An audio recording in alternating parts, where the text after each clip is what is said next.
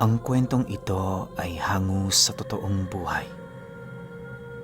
Karanasan ito ni Gani.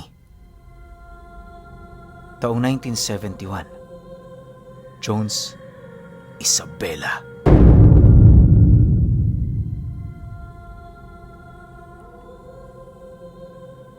Itong mga panahong ito, nakatira sila Gani malapit sa may sapa. Napakalaki ng sapang yon, kaya na may isa yun sa kanilang pinagkukunan ng makakain. Dahil sa yun din ang kinalakihan niya, kung kaya't sa mura niyang edad noon, napakahusay na niyang lumangoy at mamana ng mga isda. Minsan, kapag wala sila noong pasok, naging libangan na niya ito. Pakiramdam ni Gani na sa lugar na yon, nararamdaman niya ang kasiyahang hindi niya mahanap-hanap sa mga kaibigan niya. Dahil sa ganoon niyang pag-uugali, kung kaya't umabot na lamang siya ng 20 anyos nang wala siyang gaanong kakilalang lubos. May iba man, kilala lang siya sa pangalan. Sa sapang palaging pinaliliguan at pinagkukunan ng isda, may nababalot na isang istorya ukol sa isang batong lumilitaw doon tuwing sumasapit ang hapon. Sabi-sabi ng matatanda noon sa kanilang lugar, may naninirahang isang matandang engkanto sa batong yon. Dagdag pa ng mga ito na marami na roong nabibiktima magmula pa noong dekada 30. Dahil sa naniniwala sa mga ganoong uri ng nilalang ang mga magulang niya, kung kaya't mula pagkabata, palagi na siyang pinapaalalahanan ng mga ito ukol sa bato. Ayon kay Gani, palagi naman niyang nasisilayan ang batong yon pero wala naman siya roong napapansing kakaiba. Minsan nga nilalapitan niya pa ito pero isa lang ang bagay na hindi niya pinangangahasang gawin. At yon ay tapakan ang alinmang parte ng bato. Naniniwala siya na kapag tinapakan ang batong yon ng kahit na sino, doon pa lamang mag-uumpisa ang sumpang kaya nitong maibigay sa isang ordinaryong tao. Bagaman wala pa siyang nararanasang kakaiba sa lugar na yon, mas pinipili pa rin niyang magbigay doon ng respeto para hindi malagay sa alanganin ang kanyang buhay. Matagal na panahon nang naniniwala itong si Gani na totoo ang mga nilalang na hindi nakikita. Kahit kasi siya makakapagpatunay na umiiral talaga ang mga ito. Hindi man sa pagmamayabang pero may mangilan-ngilan na rin siyang nilalang na nasilayan kagaya ng mga kaluluwang may pugot na ulo, tikbalang at mga laman lupang madalas na nagkukumpulan sa ilalim ng kanilang bahay. Yon ang kanyang ginamit na basihan para maniwala sa istorya ng batong kumakalat.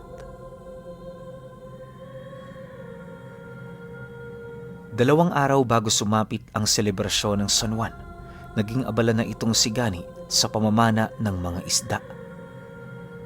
Inaasahan niyang maraming tao ang bibisita sa sapa para maligo, pagpapakita ng kanilang pagdiriwang sa espesyal na araw na yon. Taon-taon kasi, idinadaos nila ang pista ng San Juan nang sa gayoy magkaroon sila ng magandang ani at kita sa kani-kanilang mga negosyo.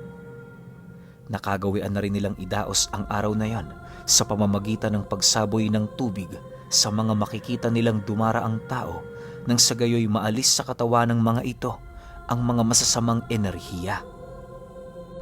Dahil sa isa din si Gani sa mga nawiwili sa araw na yon, kung kaya't lahat ng kanyang trabaho ay kanya nang tinapos bago pa man sumapit ang mismong araw.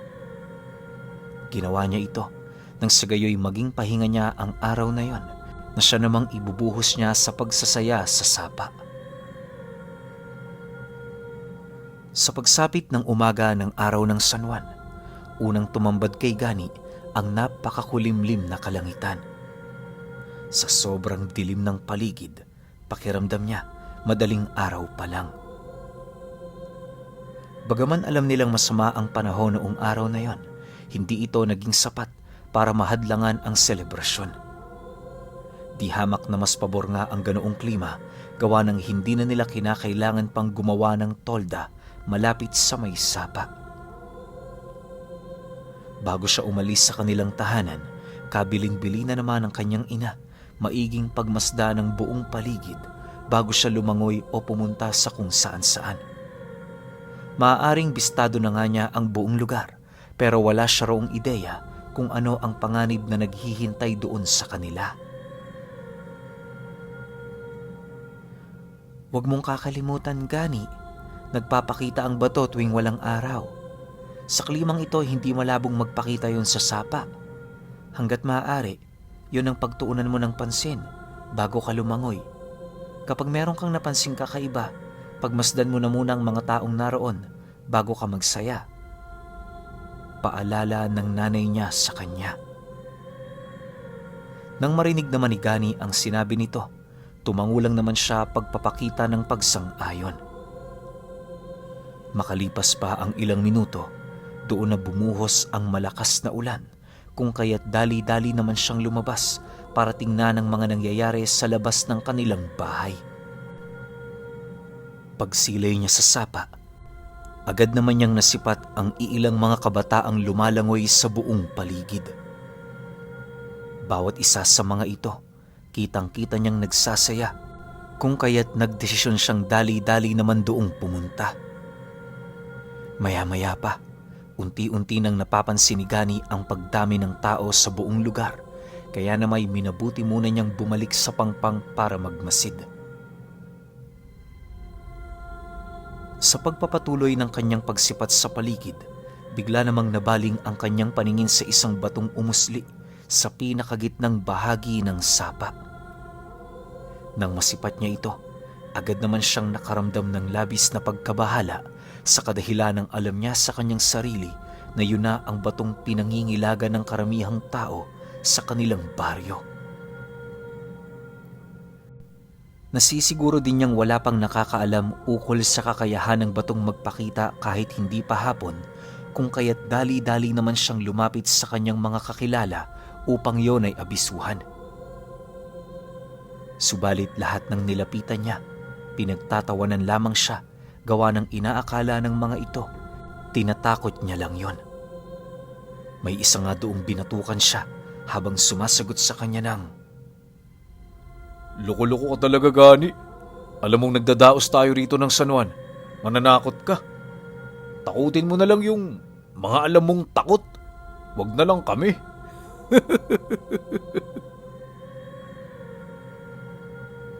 Dahil sa naging sagot nito sa kanya, kaya wala siyang nagawa kundi yon ay hayaan. Para kay Gani, anuman ang mangyari sa mga ito, hindi na niya kasalanan. Makalipas lamang ang ilang minutong pagmamasid, bigla naman siyang sinigawa ng taong yon ukol sa nais nitong ipakita sa kanya. Ayon sa lalaki, ipapakita niya kay Gani na hindi yon ang batong kinakatakutan nila. Naniniwala kasi ito, hapon lamang nagpapakita ang bagay na yon. Matapos naman niyang marinig ang sinabi nito, minabuti niyang magsawalang imik na lamang. Para sa kanya, hindi niya na problema kung meron man doong mangyayaring masama. Maya-maya pa, doon na nga lumangoy ang lalaking yon patungo sa kinaroroonan ng bato. Pagdating nito rito, tumayo yun doon habang patuloy siya nitong kinakawayan.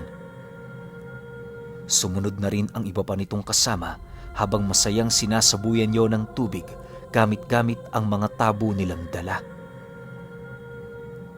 Dahil sa kanyang mga nakita, hindi naman niya yun gaanong pinansin.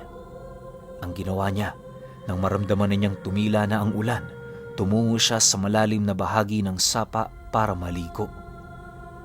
Habang abala sa paglalangoy itong si Gani, bigla namang nabaling ang kanyang atensyon sa pangpang nang masipat niya ang iilang taong nagkukumpulan. Dala ng kanyang kuryosidad, agad naman siyang pumunta roon kung saan doon niya nasilayan ang lalaking tumapak sa bato.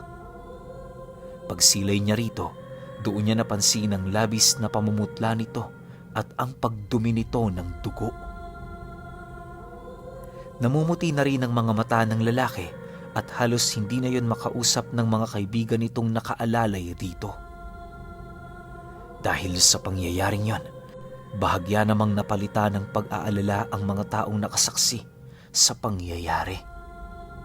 Sa isang iglap, iniwan ng mga ito ang sapa sa takot na baka matulad rin sila sa nangyari sa lalaki.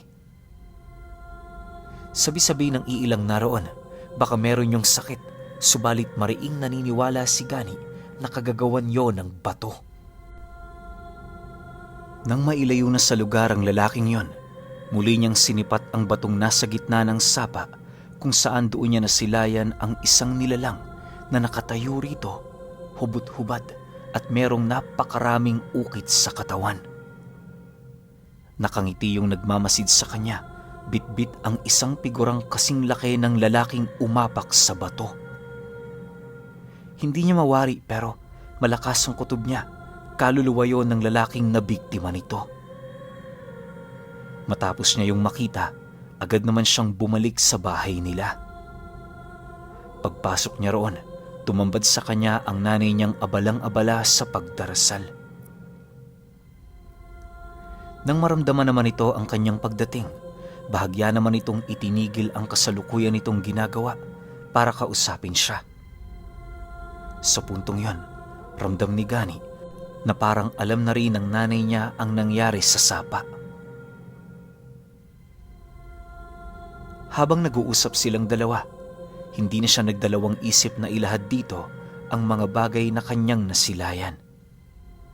Maging siya kasi, aminadong nagulat siya sa kanyang mga nakita, lalo pat yon ang unang pagkakataon na masilayan niya ang nilalang na naninirahan sa bato.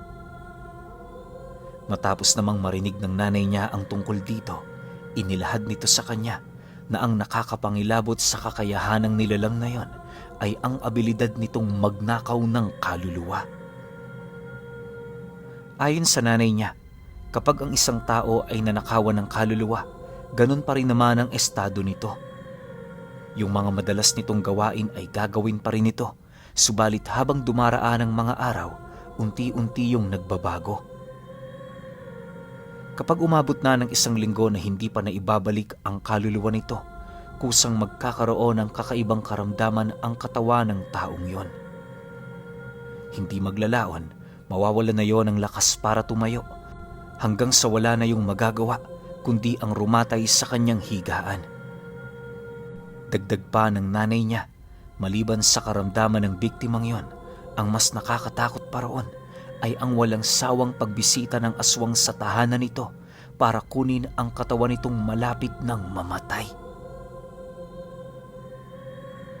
Naniniwala ang nanay niya, mas natatakam ang mga aswang sa mga taong wala ng kaluluwa, gawa ng maihahalin tulad mo ang karne nito sa karne ng baboy na matagal nang nakalublob sa sukang tuba na may napakaraming rekados. Kapag may ganoong tao sa isang lugar, paulit-ulit yung bibisitahin ng mga aswang hanggang sa magkaroon na ito ng pagkakataon para makuha ang naghihingalo nitong katawan.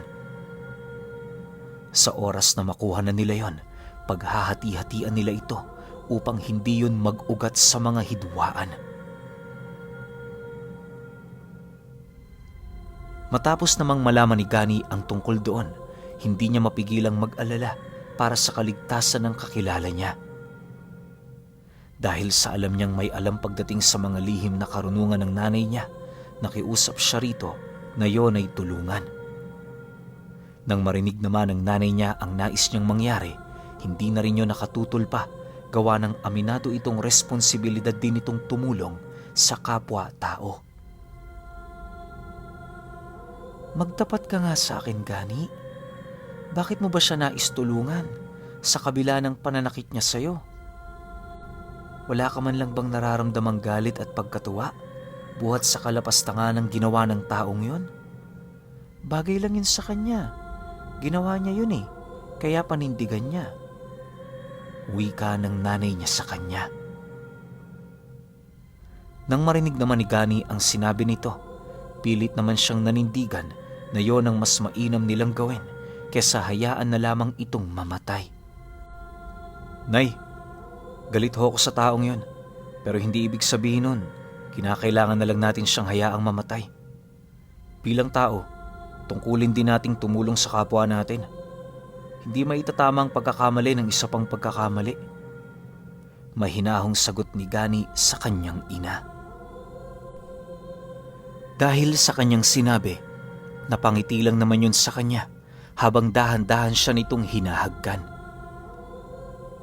Makalipas pa ang ilang minuto, doon na sila nagpasyang tumungo sa sapa para kumprontahin ang nilalang na kumuha sa kaluluwa nito.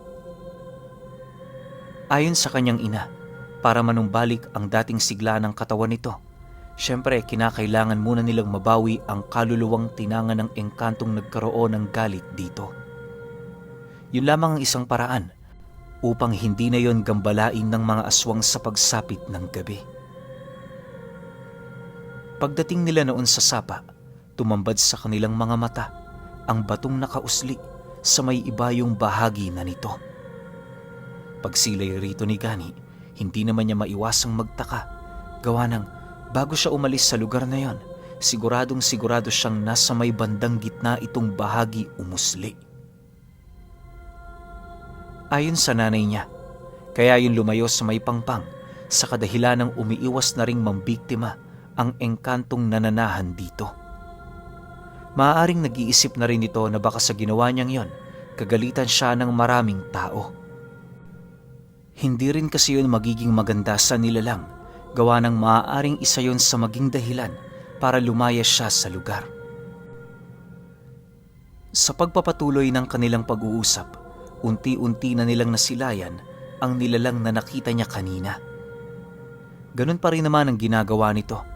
Nakatayo yun sa bato, bitbit ang isang aninong may figura. Habang pinagmamasdan nila ito, unti-unti namang nakakaramdam ng takot si Gani sa kadahilan ng kapag pinagmamasdan niya ang figurang yon, kitang-kita niya ang pag-abot nito ng kamay sa kanya habang paulit-ulit nitong ibinubuka ang kanyang bunganga. Makalipas pa ang ilang minuto, biglang naglaho ang nilalang at kasabay nito ang paglitaw nito sa kanilang harapan. Pagtitig nito sa kinaroroonan ng kanyang ina, rinig na rinig niya ang napakalalim nitong boses na nagsasambit ng mga katagang halos hindi naman niya maunawaan. Matapos makapagwika ng nilalang na yon, sinagot din ito ng kanyang ina gamit ang dialektong salita nito. Sa pagpapatuloy ng kanyang pagmamasid, wala siyang kaide-ideya sa nais sabihin ng nilalang na yon sa nanay niya. Pakiramdam ni Gani noon, para siyang bingi sa harapan ng nilalang na yon. Kahit anong gawin niyang pag-unawa, wala siyang kapasidad na malaman ang mga bagay na sinasampit nito. Maya-maya pa, laking gulat na lamang niya nang masipat niyang nilulon ng nilalang na yon ang figurang hawak-hawak nito. Nang maisakatuparan na ito ng engkanto, binunot nito ang tanga nitong gininto ang tabak habang patuloy pa rin yung nakikipag-usap sa kanyang ina.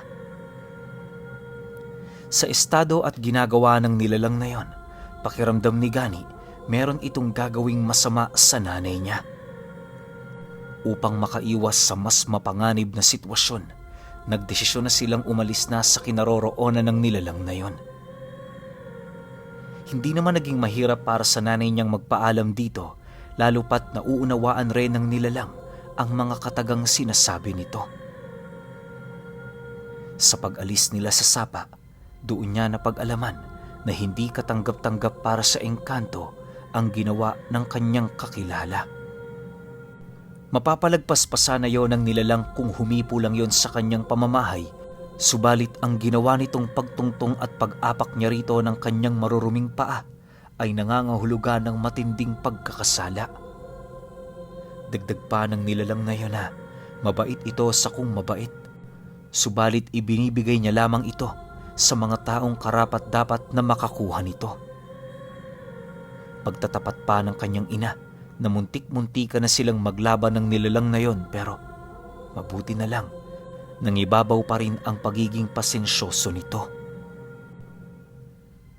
Sa pagbalik nila sa kanilang bahay, napag-alaman ni Gani na wala na silang magagawa para pigilan ang pagbisita ng mga aswang sa bahay ng kakilala nilang yon. Mahirap mang isipin yon para sa kanila pero wala silang magagawa para pigilan ito. Sa pagsapit ng gabi, habang nagpapahinga sila gani, rinig na nila ang pagsisialulungan ng mga aso.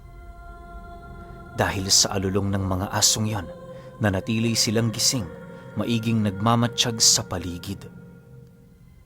Pagpatak ng 11:00 ng gabi, doon nila naramdaman ang napakaraming nilalang na animoy lumilipad sa kalangitan.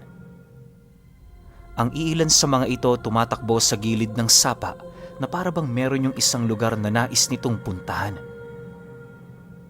Sa pagsapit ng umaga noong mismong gabing yon, lumaganap sa kanilang baryo ang isang balita ukol sa nangyaring pagbisita ng mga aswang sa lugar ng kakilala niyang kinuhanan ng kaluluwa ng engkantong naninirahan sa sapa. Dahil sa kilala ring manggagamot noon ang kanyang ina, kung kaya't nagdesisyon silang pumunta sa bahay nito para tingnan ang kasalukuyan nitong kalagayan. Pagdating nila roon, laking gulat na lamang niya nang madatnan nila itong malakas pa naman. Yung mga kadugo nito, hindi rin nag-aalala sa lalaki na parabang wala itong karamdaman. Subalit pagsilay ni Gani sa mata ng kakilala niyang yon, doon niya nasilayan ang mga mata nitong animoy walang buhay. Habang yon ay kumakain, tulala lang itong nakatingin sa kawalan. Ilang beses na din niya yung tinapik pero wala yung naging reaksyon. Sa paglipas pa ng mga araw, patuloy pa rin ang pagbisita ng mga aswang sa kanilang baryo na ang nag-iisang pakay lamang ay ang katawan ng lalaking wala ng kaluluwa. Lahat ng mga taga-roon noon sa kanila ay labis-labis na nagtataka, gawa ng wala naman noong nagdadalang tao sa kanilang lugar. Ngunit 1 linggo pa ang lumipas, nabulabog sila ng isang balita ukol sa kakilala niya. Ayon sa mga magulang nito, bigla na lamang yung nanghina hanggang sa dumating ang puntong hirap na yung tumayo. Nangayayat na rin ang buong katawan nito sa loob lamang ng ilang araw. Ang labis pa nilang ipinagtataka ay kahit anong gawin nila, hindi na yon nagsasalita pa. Nang mapag-alaman naman nila Gani ang tungkol doon, sinubukan pa nilang maghatid doon ng tulong, subalit sa kasamaang palad, wala rin silang nagawa. Isang araw, nagulat na lamang ang mga magulang ng lalaking yon nang madatnan nitong isa ng katawan ng saging ang anak nila. Hinanapan nila yun sa baryo pero wala talaga silang nakita. Ayon sa albularyong tumingin dito, maaaring nakuha na yon ng mga nilalang na gabi-gabing bumibisita sa kanilang lugar. Dagdag pa ng mga ito na hindi na nila yon mahanap pa sa kadahilanang nasisiguro ng mga itong bago pa man sumapit ang araw na yon na ilibing na ng mga aswang ang kalansay ng kanilang anak. Matapos naman yung malaman ng mga magulang nito, nagdesisyon yung ilibing ang katawan ng saging na ipinalit sa kanilang anak. Yun na rin ang kanilang pinagdalamhatian, maibsan lamang ang kalungkutan na kanilang nararamdaman. Bilang pagpapakita ng respeto, nakiisa sila Gani sa 9 na araw ng lamay nito. Sa loob ng mga araw na yon, naging katuwang sila ng pamilya sa lahat ng gawaing magbibigay ng tulong at katiwasayan sa lamay. Upang hindi na rin madagdagan ang sugat na tinamo ng mga taong nagmamahal dito, nagdesisyon silang mag-ina na wag nang ipakalat ang istoryang may kaugnayan sa engkantong naninirahan sa sapa. Ginawa nila ito nang sa gayoy maprotektahan din ang nilalang na yon laban sa galit ng pamilyang nawala ng mahal sa buhay. Ilang buwan pa ang lumipas matapos ang insidente, naging madalang na ang pagsilay ni Gani sa batong umuusli tuwing hapon. Hindi naglaon, bigo na niya yung masilayan hanggang sa dumating ang puntong hindi na ito lumitaw sa lugar na yon. Naniniwala siya, maaaring lumipat na ng ibang lugar ang nilalang dahil sa insidente. Pero alam niyo ba, kahit wala na ang nilalang sa lugar nila, Nanatili sa puso at isipan ni Gani ang aral na kanyang nakuha noong sinumpa ang kaibigan niya ng isang engkanto. Ngunit ang mas nakakapangilabot pa sa kanyang mga alaala ay noong nalaman niya na mas gusto ng mga aswang ang taong walang kaluluwa.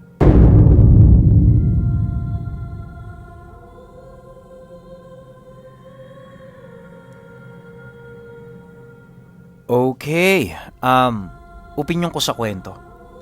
Hindi naman siguro lahat ng aswang na binanggit gusto yung mga taong walang kaluluwa. Kasi karamihan nga dyan sa mga aswang na kumakain ng tao, gusto yung sariwang kaluluwa. Ba't ko nasabi? Yung mga baby. 'Di ba? Parang wala pang kamuwang-muwang yan sa mundo. Alam ko hanggang pagtungtong niya ng 2 years old, wala pa yan Talagang solidong vessel pa yan ng kung sino man yung sasanib sa kanya. 'Di ba? So, dito siguro merong lahi ng aswang na ganito, yung mas gusto yung walang kaluluwa.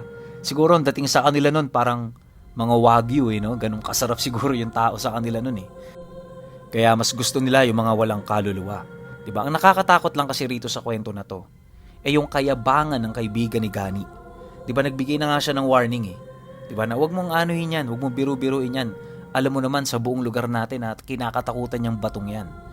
Pero lumabas kasi yung bato nang wala pa sa oras. So iniisip na itong kaibigan niya na hindi yun yung bato na tinutukoy sa kanilang lugar. So siguro bilang pagpapakitang gilas na pakita na matapang siya, brusko siya, nagyabang. Ending, namatay siya. 'Di ba? So alam ko marami na tayong ganitong klase ng kwento na pag sinasabihan kayo na mag-ingat o kahit konting ingat lang, kahit wag yung 100% na mag-ingat, sundin lang natin kahit konti lang din. 'Di ba? Alam niyo 'yun, para hindi tayo mapahamak. Siguro kung sakali man na tumungtong siya ron pero naghugas siya ng paa, buhay pa siya. Siguro konting parusa lang, hindi siya mamamatay. Kaso nga lang, itinapak niya yung marumi niyang paa. So syempre, kahit sino naman siguro na nakatira dun sa bato na 'yon, 'di ba? Kahit hindi yung engkanto na 'yon, paparusahan talaga siya. Kaso nga lang tong engkanto na to, gusto buhay yung kapalit. So medyo nakakatakot lang, 'di ba? Pero kayo, kung may opinion kayo sa kwentong ito, comment nyo lang sa baba. Yun lang. Hanggang sa susunod na kwento. Salamat.